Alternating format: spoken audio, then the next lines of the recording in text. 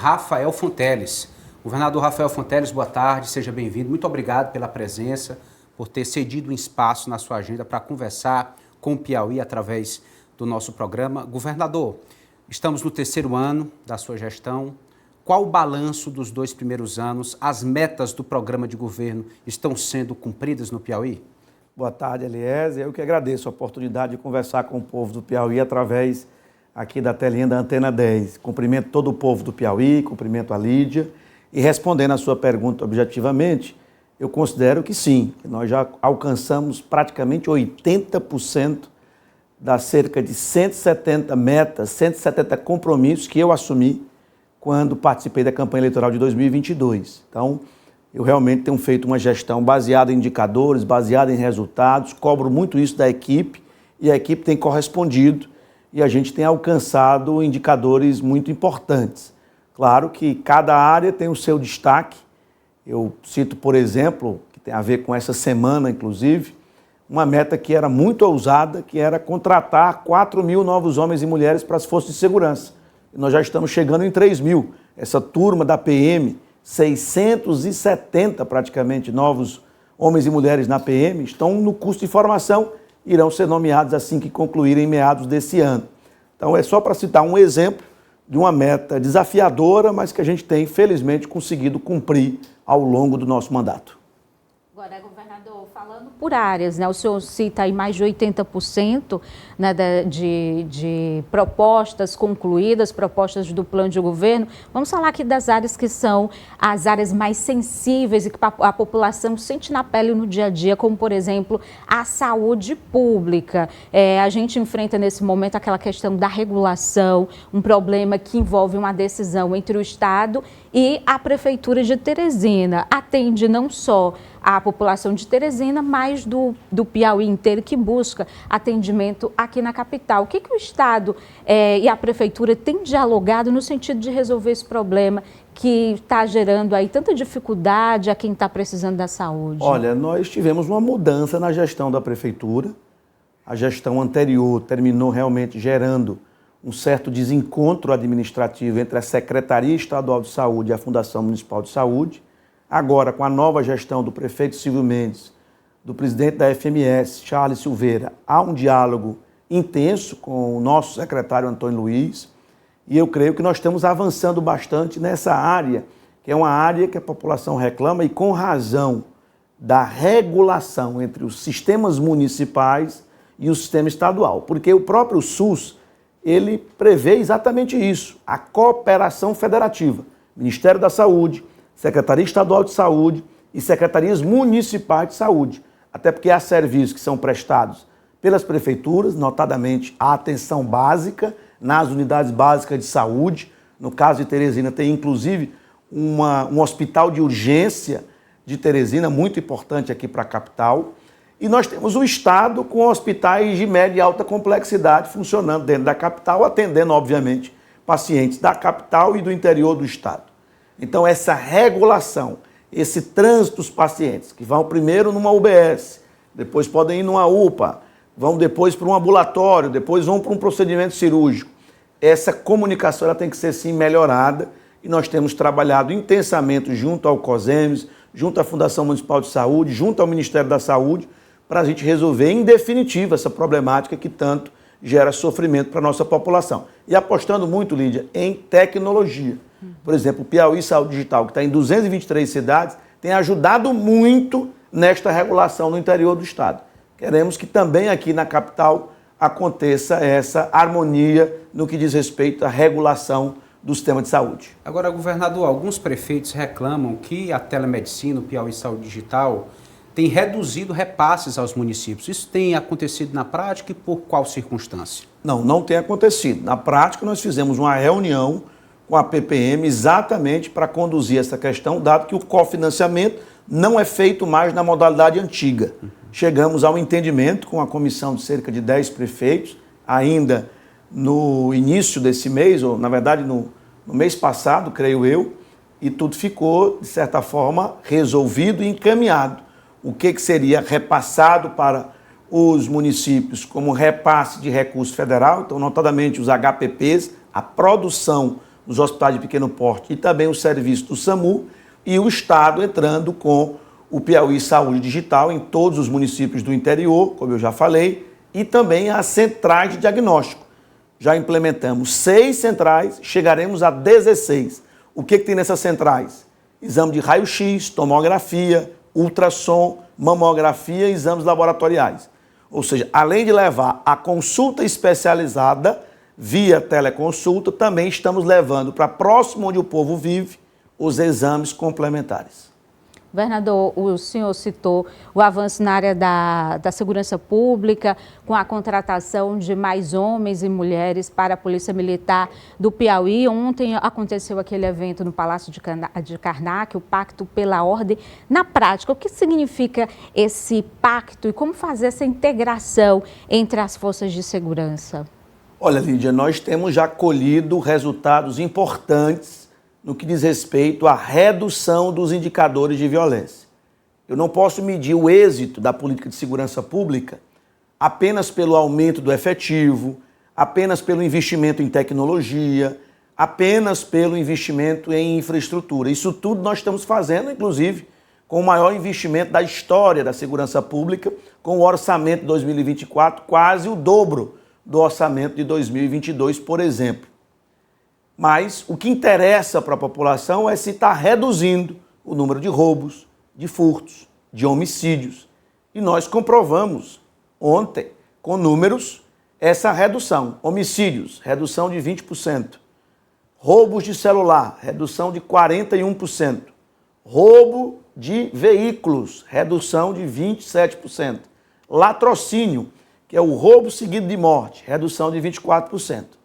Então, a política está sendo bem sucedida, mas nós não estamos satisfeitos. Queremos ainda melhores resultados e, para isso, precisamos endurecer o combate à criminalidade, sobretudo à criminalidade organizada. E aí nós preparamos esse pacto pela ordem que consiste, além do maior engajamento dos vários atores envolvidos na política de segurança pública, que é a responsabilidade nossa, do governo do Estado, mas vários atores são importantes nesse processo e podem e devem contribuir. E também alterações legislativas para fortalecer o combate à criminalidade, fechando brechas que os criminosos ainda usam para conseguir não cumprir a pena, melhorando, endurecendo a fiscalização no trânsito, que hoje mata mais do que homicídio. Só para você ter uma ideia, morrem mais de 1.000 pessoas por ano no Piauí por acidente de trânsito. E homicídio está abaixo de 600, quase o dobro. A população se indigna quando uma pessoa é assassinada e não se indigna quando uma pessoa morre por um acidente totalmente evitável no trânsito. Então queremos realmente endurecer, focando em motos que são roubadas e indisciplina no trânsito. Não essa questão de débito tributário, até porque o IPVA já foi zerado, o licenciamento praticamente zerado das motos, sobretudo, que é o principal responsável por esses acidentes. Então, o Pacto pela Ordem consiste em novas medidas para integrar o sistema de segurança pública como um todo e para fortalecer a repressão à criminalidade, sobretudo o crime organizado. Governador, a geração de energia limpa é uma das suas principais bandeiras. Há uns dias atrás, o senhor cumpriu uma agenda com o vice-presidente Geraldo Alckmin. Quando é que as pessoas, a população do Piauí, vai começar a ver na prática os resultados, essa produção de hidrogênio verde? Primeiro, Elias, eu aproveito sua pergunta para exatamente sensibilizar a população de que as grandes mudanças estruturais para mudar o patamar de desenvolvimento de um lugar são mudanças estruturantes de longo prazo. Então, nós estamos realmente com uma obsessão de industrializar o estado do Piauí, que nunca teve uma industrialização realmente muito forte. E é a indústria, a agregação de valor, que muda o patamar econômico de um lugar. Então, por isso que a gente foca na agroindústria lá no Cerrado, frigoríficos, laticínios, usinas de biocombustíveis. Na área de energias renováveis, nós já somos o terceiro maior produtor de energia solar e eólica. Isso já existe, isso é fato. Mas nós não queremos só produzir energia. Nós queremos industrializar o estado a partir dessa energia. E o passo mais natural, qual é? A produção do combustível derivado da usina eólica, da usina solar, que é o hidrogênio, que quando ele é consumido não gera gás carbônico e, portanto, é um hidrogênio verde, limpo. E nós tivemos a felicidade de vencer mais uma etapa nesse projeto de longo prazo, que foi a autorização do Ministério da Indústria e Comércio, conduzida pelo ministro Geraldo Alckmin, vice-presidente da República, da instalação da primeira indústria da empresa espanhola Solatio na ZPE de Parnaíba. A última etapa burocrática que falta é a autorização do sistema elétrico. O Operador Nacional do Sistema Elétrico permitir a conexão na subestação de Parnaíba. Para vocês terem uma ideia, essa indústria vai consumir sozinha mais do que todo o estado do Piauí consome hoje. Então não é algo simples, é complexo, mas deve sair nas próximas semanas. E aí sim, a indústria vai começar a ser instalada na ZPE de Parnaíba, num projeto que demora de 2 a 3 anos para poder ele ficar operacional. Então são investimentos de longo prazo, tanto na agroindústria, na indústria verde, na logística com o porto e com a hidrovia. Então tudo isso são mudanças estruturantes, que não acontecem da noite para o dia.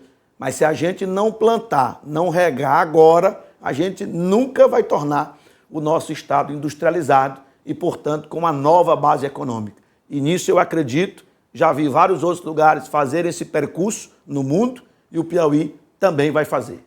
Agora, governador, são obras a longo prazo, que têm etapas, como o senhor colocou, e essa necessidade de longo prazo acaba levando a críticas da oposição, principalmente, levantando dúvidas sobre a veracidade desses investimentos e dessas obras. Aproveitar aqui a oportunidade para o senhor esclarecer principalmente essa questão do porto. Hoje, na Assembleia, acompanhei uma discussão em torno de investimentos no porto e, mais uma vez, a oposição duvidando sobre a realidade destes investimentos. Em que etapa nós estamos e quais serão as próximas etapas, então, para a conclusão desse porto? Olha, eu respeito muito as críticas da oposição. A gente tem sempre o ouvido aberto para ouvir as críticas e para poder acertar mais. Eu sempre digo que o papel da oposição ajuda o governo a acertar mais.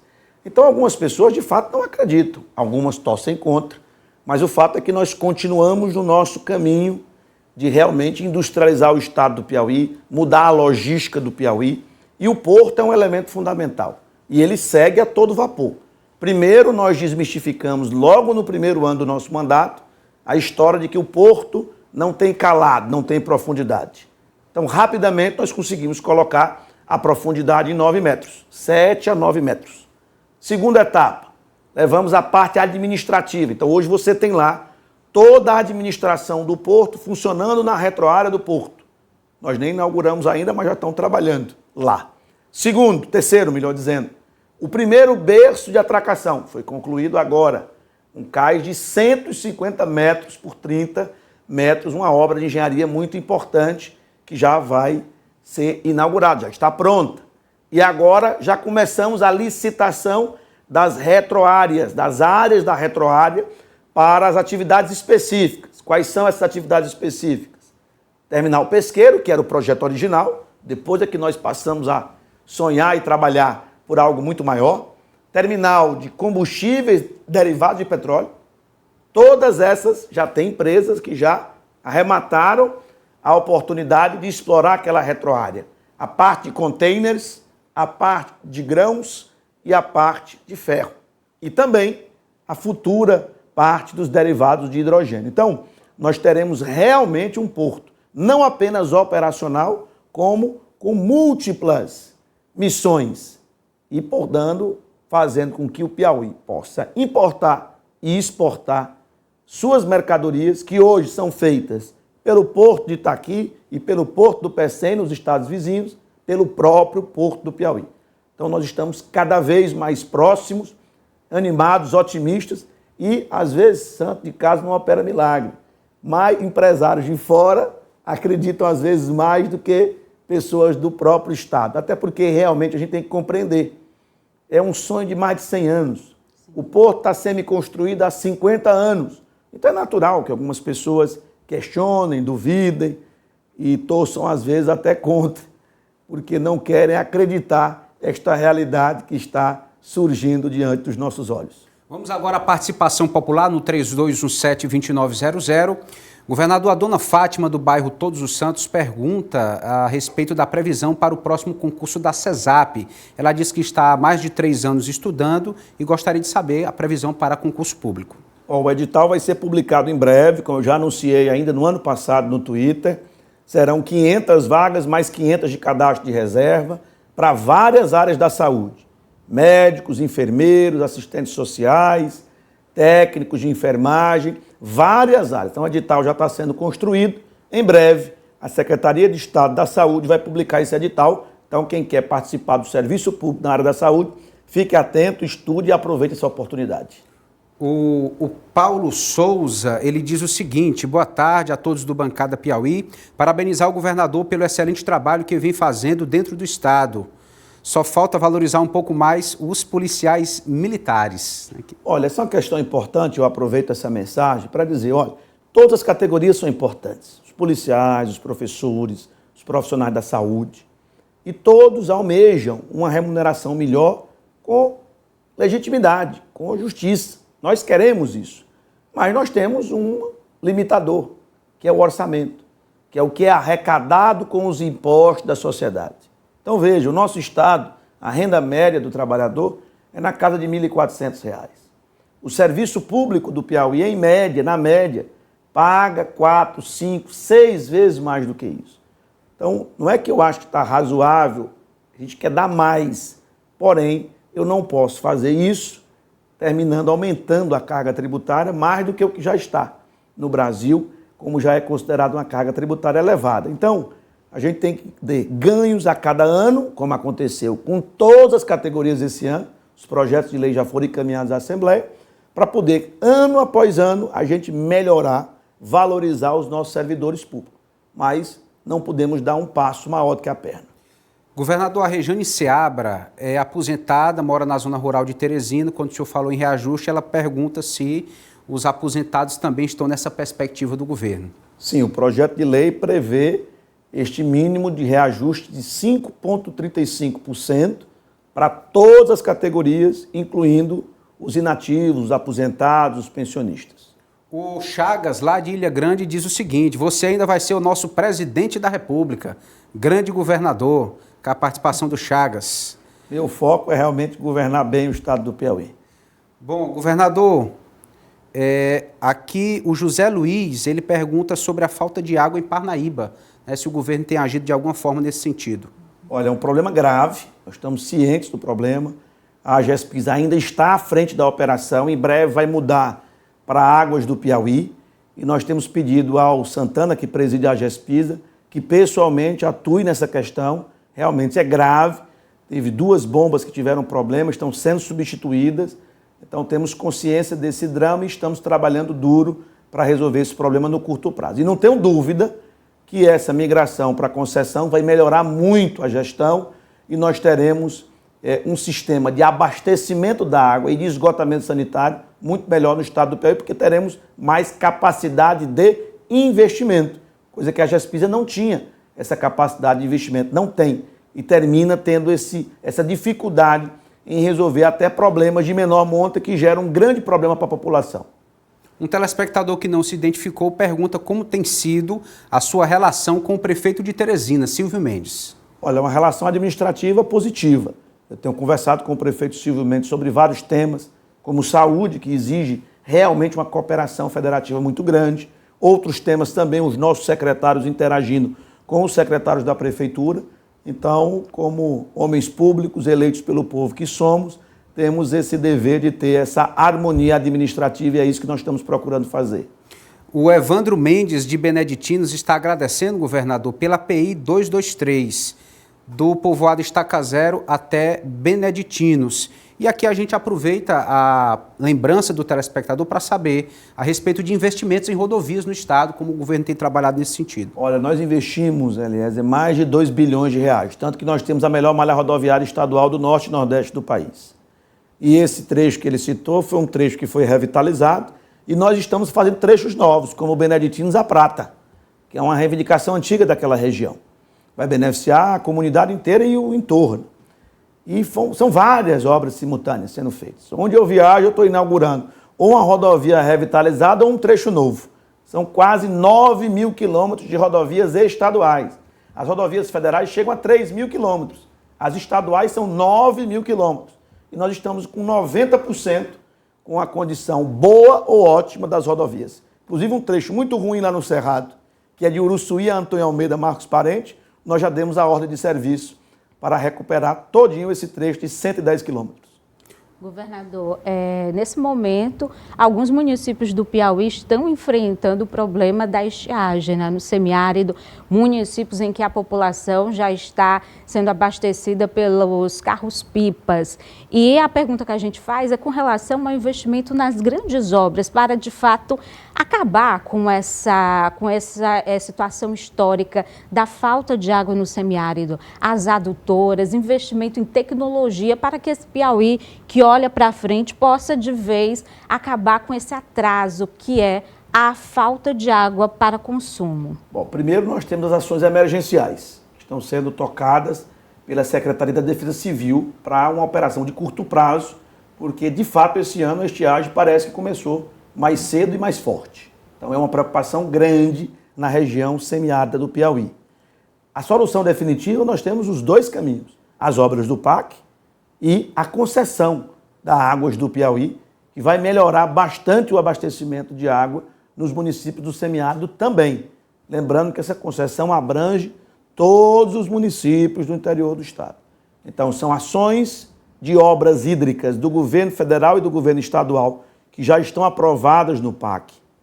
Temos as ações emergenciais da Defesa Civil e temos a nova operação que vai começar a rodar da concessão de água e esgoto a partir do mês de maio, abril, maio ou junho, está exatamente no processo de transição sendo concluído.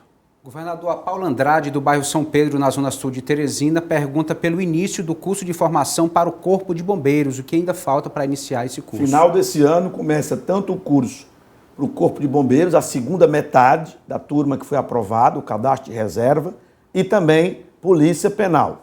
Todos dois devem começar no final do ano e a nomeação no ano que vem. Governador, nós temos alguns resultados de pesquisas de avaliação de gestão.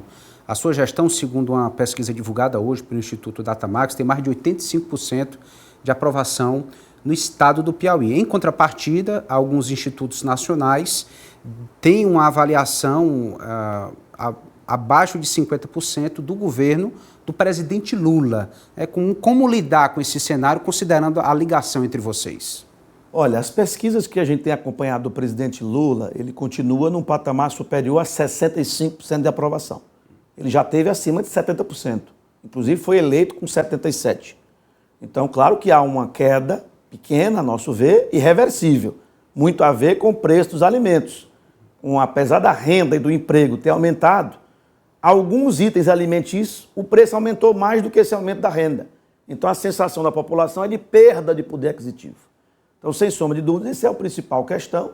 Outra questão também é a questão da comunicação, das entregas do governo federal, que muita gente não está sabendo o tanto de coisa que o governo federal está fazendo nos estados do Brasil. Então, eu tenho certeza que o presidente Lula vai voltar ao patamar superior a 70% aqui no Piauí. E quanto à nossa avaliação, eu fico muito agradecido, mas com muita consciência de que isso é dinâmico. Então, nós temos que continuar trabalhando muito, nos comunicando bem, prestando contas bem, como estamos fazendo aqui nessa entrevista à população, para que a população continue nos aprovando, como essas pesquisas têm indicado. Então, muita humildade e muito trabalho para continuar esse processo de melhoria da qualidade de vida do povo e a consequência disso é a aprovação da população ao nosso governo. Além dessa medida da isenção do ICMS para alguns produtos da cesta básica, que outras medidas podem ser adotadas no sentido de melhorar essa imagem da economia no governo Lula, que está pesando também muito nessa avaliação? Olha, a redução de impostos foi uma contribuição do governo do estado, no caso aqui, que zerou o ICMS de vários itens alimentícios, como arroz, feijão, ovos, leites, hortifrutis, para ver se reduzindo o custo, porque quando você reduz o tributo, reduz o custo. Esperamos que isso reduza o preço, mas na verdade o preço é decidido pelo mercado. O governo não intervém no preço que um mercado vende uma mercadoria, mas o tributo está sendo reduzido, zerado. Então é uma contribuição para diminuir preço. Mas o mais importante que eu acho é o arrefecimento do dólar, diminuir a cotação do dólar, porque aí desestimula a exportação e favorece o mercado interno, mais oferta no mercado interno, tende a diminuir preços, e o aumento da produção de alimentos. Esperamos uma safra recorde no Brasil esse ano. Então isso pode também, maior oferta, reduzir preço para os alimentos. É isso que nós contamos nos próximos meses. Governador, uma pergunta ainda relacionada à política nacional. O que o senhor espera do julgamento do ex-presidente da República, Jair Bolsonaro? Olha, eu não tenho acompanhado e normalmente não é bom a gente comentar processo judicial. Eu passei a ter essa conduta sempre na minha vida. Então temos que aguardar o processo judicial. Esperamos que o processo legal, o direito da defesa, tudo aconteça de forma bastante evidente, transparente e que haja um julgamento justo. Mas não cabe a nós comentar o que vai vir pela frente. Governador, ainda falando aqui sobre a área econômica, precisamente investimentos no Estado, né? O senhor faz essa política de buscar investimentos de investidores estrangeiros, principalmente, e os empréstimos, que é uma política que acaba gerando polêmica, muita repercussão. Há uma discussão do impacto dessa política a médio e longo prazo, principalmente na questão do endividamento do Estado e a capacidade de pagamento para os governos futuros. Bom, perfeito. Eu acho que não há muita polêmica, porque a explicação é muito simples, Lídia. Uma operação de crédito para um Estado conseguir, ela é algo muito complexo e só consegue quem demonstra capacidade de pagamento e de endividamento para o Tesouro Nacional. Se você observar, poucos estados conseguem a cada ano ter operações de crédito. Então, o estado do Piauí, na análise do Tesouro Nacional, tem Capag B+. O que é isso? Tem uma nota B+, ou seja, quase a nota máxima, que é a nota A, no que diz respeito a suas finanças, seu equilíbrio, seu endividamento. E, portanto, nós temos direito de ter financiamentos para acelerar investimentos. Então, ao invés de eu esperar anos para fazer a recuperação de uma estrada, eu faço logo, porque eu tenho condição de financiar essa obra, que é boa para o povo e boa para a economia do Estado. Então, operação de crédito, quem consegue com o aval da União, é sinônimo de boas finanças públicas. E é por isso que o Estado do Piauí tem lançado mão desse expediente para acelerar obras. Por isso que nós temos a melhor malha rodoviária do Norte e Nordeste. Por isso que nós temos 512 escolas em tempo integral e 300 obras na educação simultaneamente sendo feitas. Por isso que nós estamos ampliando o Hospital de Parnaíba, o Hospital de Floriano, o novo Hospital de Picos, os hospitais de médio porte no interior do Estado. Por isso que nós temos investido em infraestrutura da segurança pública, em vídeo monitoramento, em viaturas. É exatamente porque nós temos capacidade de investimento e capacidade de financiamento para antecipar investimentos que demorariam anos para serem feitos e podemos fazer agora exatamente porque fizemos o dever de casa. Governador, o Bernardo Santos, de Parnaíba, pergunta se o senhor trabalha para fazer algum alinhamento com o prefeito Francisco Emanuel. Olha, eu não tenho acompanhado, na verdade vi as notícias no dia de ontem, mas o que eu tenho trabalhado com todos os prefeitos é procurado fazer um alinhamento administrativo. Então, vários prefeitos que não têm alinhamento político conosco, não tinham, poderão ter, a gente tem trabalhado de maneira administrativa e isso tem sido muito bom para a população. Até porque, da mesma forma que eu fui eleito, esses prefeitos e prefeitas também foram eleitos pelo povo. Então, o povo quer que nós tenhamos a cooperação administrativa e isso nós estamos propondo não só a Parnaíba, como a todos os municípios do Piauí. O Lima pergunta como está o projeto da Transnordestina no Piauí. Olha, a parte do Piauí está conclusa. O que nós esperamos é a parte do Ceará para conectar aquele sudeste do Piauí, região ali de Paulistana, que, por exemplo, é muito rica em ferro, se conecte ali com o Porto do Pecém, dado que o trajeto anteriormente desenhado para a Transnordestina não previa o Porto Piauí. Mas não deixa de ser uma obra importante. E, por outro lado, nós estamos viabilizando a hidrovia do Parnaíba para conectar o Cerrado do Piauí com o Porto do Piauí. Então, são obras que conectam regiões produtoras com os portos para exportação. Portanto, é muito bem-vindo. Esperamos que, finalmente, a Transnordestina, o trecho do Ceará, seja concluído, porque vai dinamizar aquela região sudeste do Piauí. Governador, eu vou aproveitar para pegar um gancho da pergunta desse telespectador de Parnaíba sobre o Novo Francisco. Eu já acompanhei lá na Assembleia o deputado João Madison fazendo um convite para que a deputada Gracinha possa ingressar à sua base aliada. Parte também do senhor diálogo nesse sentido para ter Gracinha Monsanta, que era colocada ali como uma candidata de oposição na sua base? Olha, todas as pessoas que quiserem conversar com o governo, se aproximar politicamente do governo, nós estamos abertos. A deputada Gracinha é uma grande parlamentar, teve uma votação muito expressiva, representa bastante a planície litorânea, tem essa relação de amizade com o deputado João Matos, então é claro que nós estamos totalmente abertos ao diálogo com ela, como estivemos também com um bom diálogo com o deputado Marden, que hoje faz parte da nossa base, com o deputado Thales, que hoje faz parte da nossa base, a deputada Bárbara, que hoje faz parte da nossa base. Então, claro que nós estamos sempre abertos, ainda mais com pessoas que representam regiões importantes do nosso estado, devidamente eleitos e eleitas pelo povo. Nós queremos agradecer ao governador Rafael Fonteles pela presença hoje no Bancada Piauí, agradecemos a você, Lídia Brito, e a toda a audiência que nos acompanhou, os telespectadores que participaram. Governador, muito obrigado e até a próxima oportunidade. Eu que agradeço, Eliezer, Lídia, e uma boa tarde a todo o povo do Piauí. Você fica agora com o Pode Entrar e a jornalista Hídria Portela. Até amanhã.